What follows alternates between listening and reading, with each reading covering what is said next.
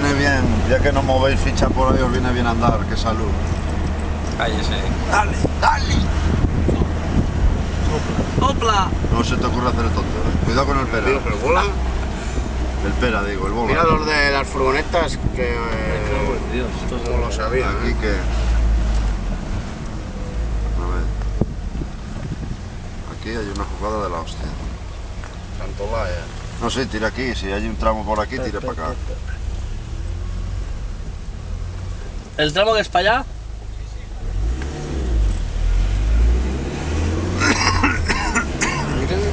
Un ebus y cubierta, le manda cojones.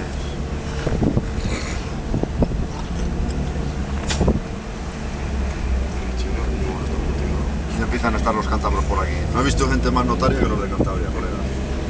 Joder, pero tú dices que los de Cantabria. Nada, la puta verdad lo que son notarios. Y cultos del automovilismo. Y me incluyo, ¿eh? No estoy en ese paquete, Malpica. Ay, Malpica. Malpica. Un buen pico. Pues en Galicia hay otro Malpica, tío. Joder, ¿y en Cantabria no hay dos Peñacastillo?